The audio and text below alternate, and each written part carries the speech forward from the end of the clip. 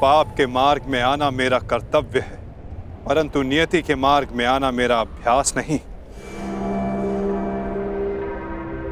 तुम्हारी मृत्यु किसी और के हाथों लिखी है जरासंध, इसलिए आज मैं तुम्हें पुनः जीवन दान देता हूं।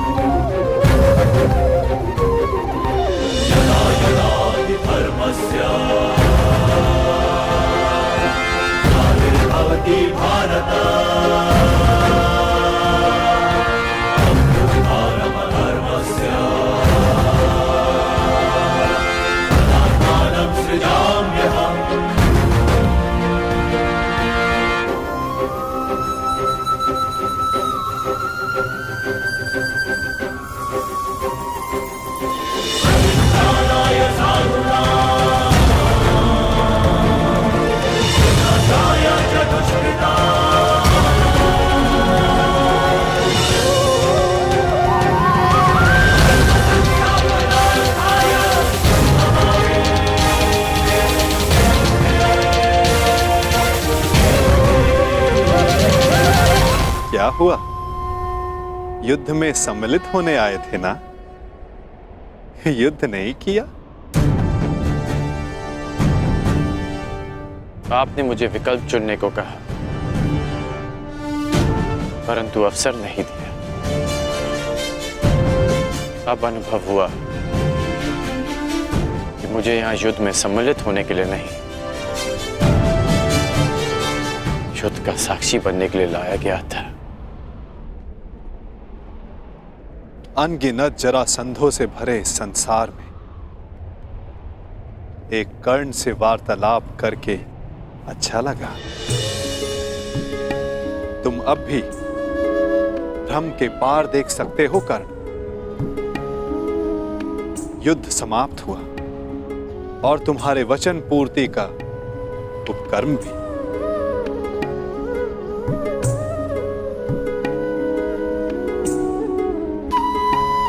तो प्रस्थान करें?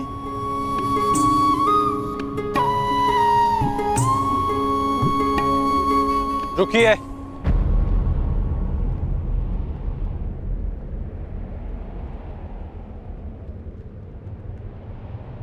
वासुदेव,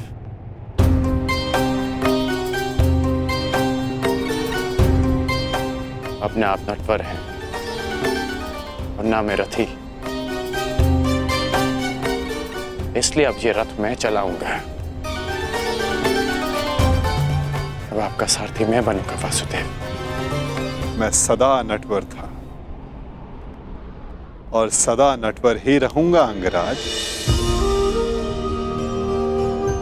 नियति ने हमारी जीवन यात्रा में तुम्हारा रथी होना निश्चित किया है और मेरा सारथी होना।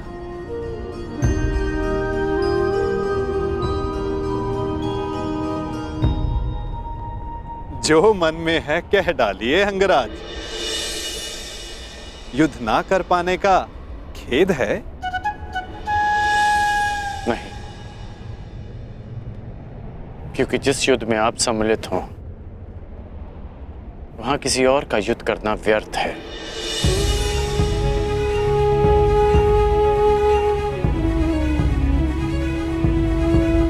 नियति के चक्र को कौन समझ पाया है कर्ण? कौन जाने वो दिन आए कि हम दोनों युद्ध में सम्मिलित हों और मैं सम्मिलित होकर भी शस्त्र ना उठाऊं।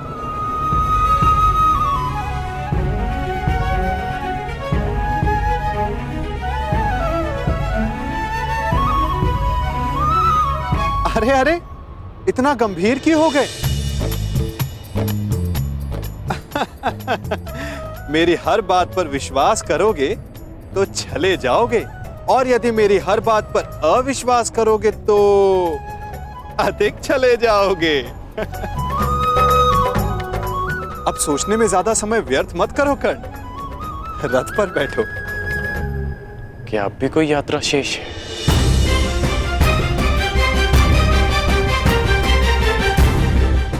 यात्रा तो अनावृत नियम है कर्ण। तुम्हारी मगध की यात्रा समाप्त हुई।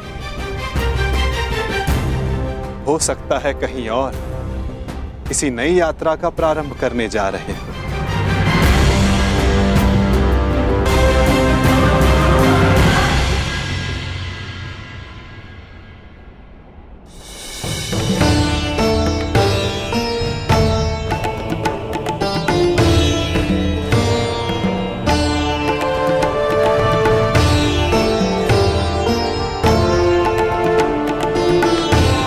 यात्रा मंगलकारी हो पुत्रों।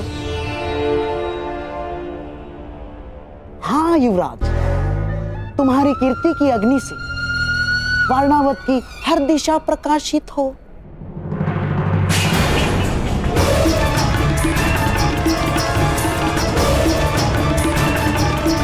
पहना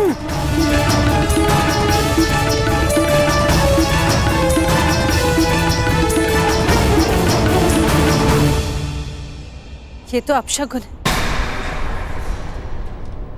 यात्रा प्रारंभ करने से पूर्व आरती की थाली गिरना यह अशुभ संकेत है। मुझे लगता है कि आप लोगों को ये यात्रा स्थगित कर देनी चाहिए।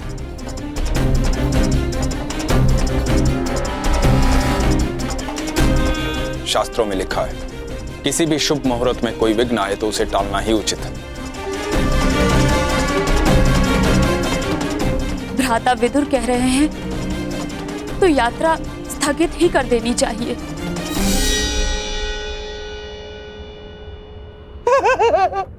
क्या क्या कह रहे हो बहना? अरे अग्नि तो पवित्र होती है और कदाचित अग्निदेव ये संकेत दे रहे हैं कि इस यात्रा में वो पांडव भांजों के साथ ही है।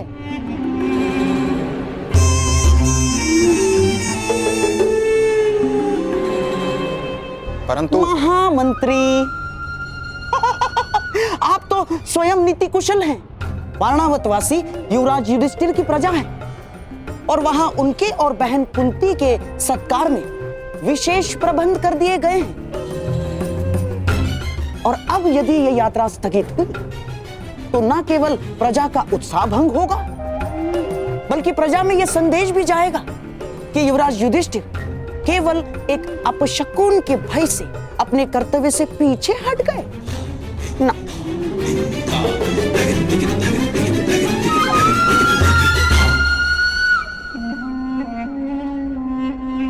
महामंत्री, ये युवराज युधिष्ठिर का अपयश होगा। परंतु यहाँ युवराज की सुरक्षा का प्रश्न है। सुरक्षा? महामंत्री, जिसके साथ भीम और अर्जुन जैसे महाबलशाली भाई हों, जिन्होंने पांचाल को बात ही बात में परास्त कर दिया हो, उन्हें किसका भय? मामा श्री का मत उचित है काका श्री, परंतु आपकी मंत्रणा भी आवश्यक है। यदि आप कहेंगे तो हम नहीं जाएंगे।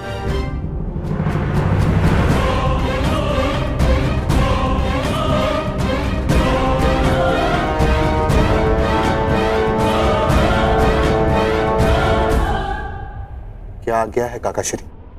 ठीक है युवराज, आप प्रस्थान करें।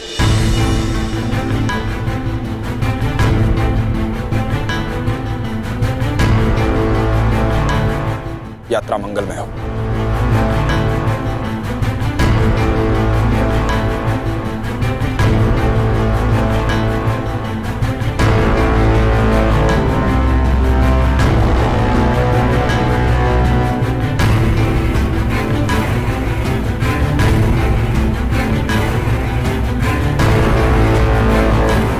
चलिए माता श्री।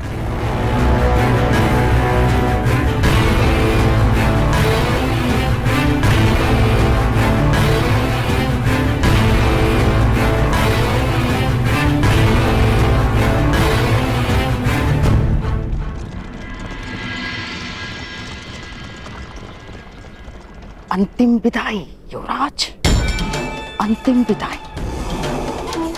अब कदाचित हस्तिनापुर तुम्हारा मुख कभी न देख पाए।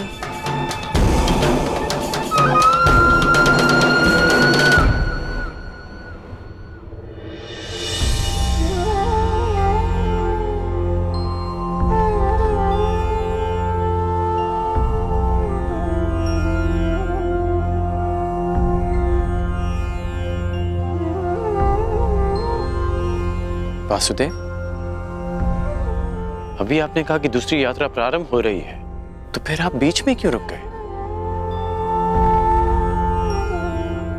विचार कर रहा हूं अंगराज कि कुछ यात्रा यदि प्रारंभ ना की जाए तो भविष्य पूर्णतः भिन्न हो सकता है।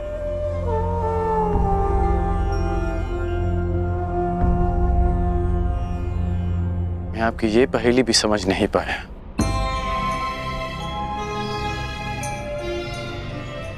हर पहेली का उत्तर हमारे चयन में होता है अंगराज, और भविष्य चयन पर निर्भर करता है। जीवन जीने के सदैव दो विकल्प होते हैं। एक विकल्प होता है इस पाषाण खंड की भांति, जो अपने अहंकार, अपने हठ, अपनी जड़ता के बोझ के कारण भारी और कठोर हो जाता है, जो ना अपना चुना हुआ मार्ग बदलता है और ना ही अपने विचार। उसका प्रारब्ध इस पाषाण खंड की तरह होता है।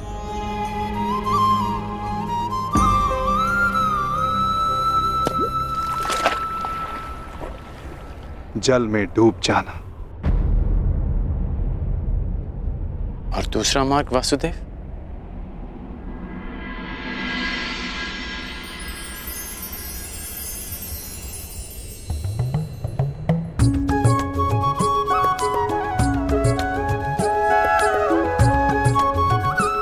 भक्ति मार्ग, इस मोर पंख की भांति हल्का, जो वायु के वेग में बहता है।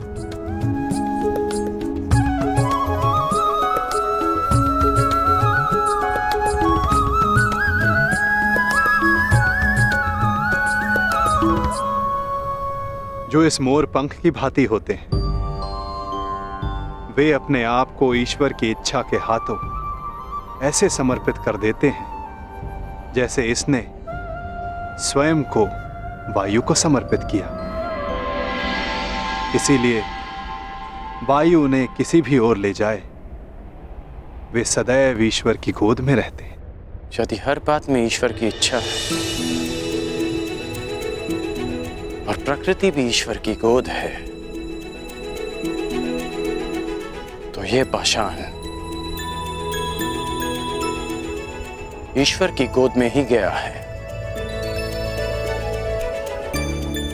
तो इस प्रकार तो ये दोनों मार्ग एक ही हुए ना वासुदेव?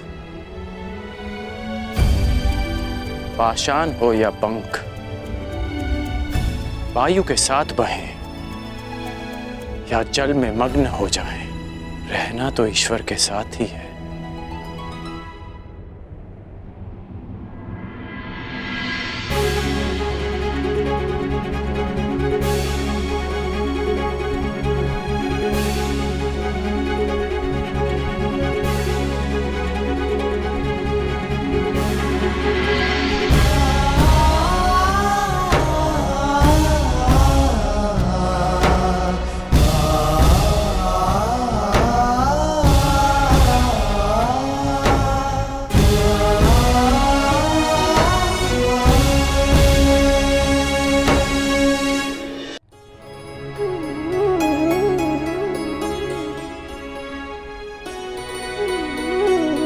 मैं हमेशा तुम्हारी प्रशंसा करता आया, परंतु आज तुमने मेरा सम्मान अर्जित किया है कर्ण। तुमने वो समझ लिया जिसका ज्ञान पाने में ऋषि मुनि अपना सारा जीवन बिता देते हैं। कोई पाषाण खंड नहीं, कोई मोर पंख नहीं। यदि कुछ महत्वपूर्ण है तो कर्म और कर्म के परिणाम। कुछ महत्वपूर्ण है तो हमारा चुना हुआ मार्ग।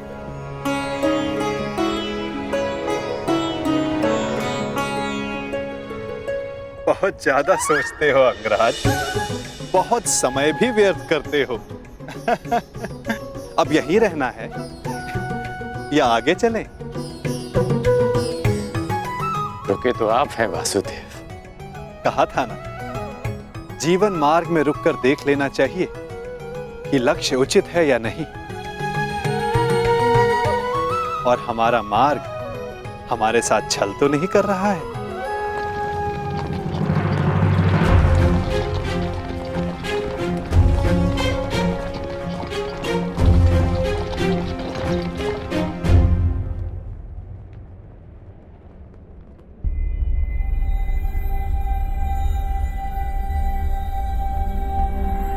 ये दो रथ क्यों वासुदेव? क्योंकि यहां से दो मार्ग जाते हैं कर्ण, एक हस्तिनापुर को और दूसरा पांचाल को।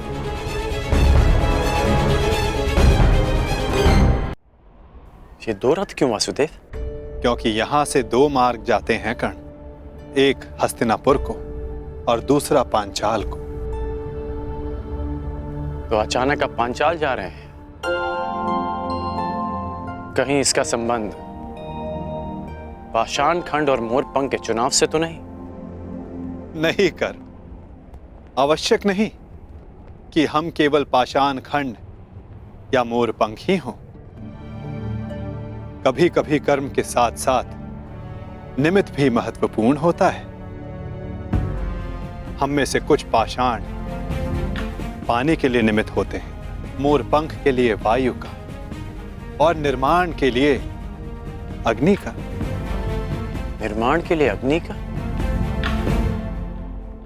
परंतु अग्नि तो सब भस्म कर देती है।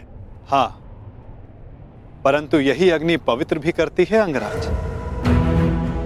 और ऐसी ही एक अग्नि का साक्षी बनने जा रहा हूं मैं, जो एक पिता के मन में उत्पन्न हुई। वो अग्नि जो एक दिन सब पवित्र कर देगी।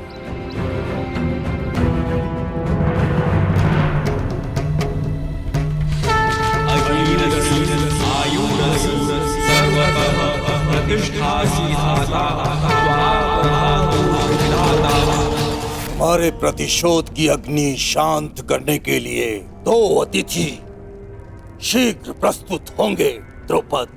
मैं भी उनके स्वागत के लिए आतुर हूं ऋषिवर। तब से जब से द्रोण ने मेरा अपमान किया। ये कैसी विचित्र अग्नि है द्वारकाधीश?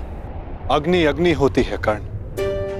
हाँ, उत्पत्ति का कारण और उद्गम भिन्न हो सकते हैं।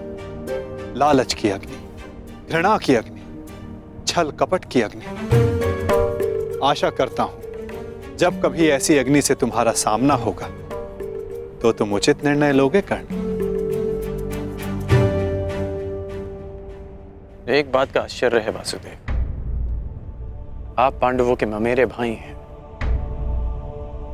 तो मुझे लगा कि आप मुझे कुमार दुर्योधन से दूर करने का प्रयास करेंगे, परंतु आपने ऐसा नहीं किया। क्योंकि सारथी का कार्य केवल मार्ग दिखाना होता है अंगराज, चयन तो रथ ही करेगा। फिर भी यदि समय आने पर चुनाव करना पड़ा तो किसका चुनाव करोगे अंगराज?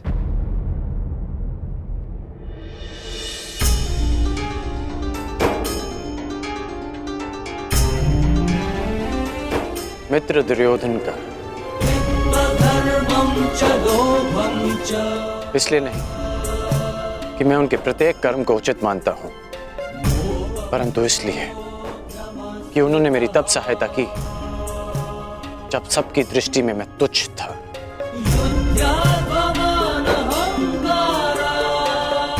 मैं पाषाण होने का विकल्प चुन चुका हूं, क्योंकि जल रूपी निमित्त बनकर दुर्योधन ने मुझे संभाला।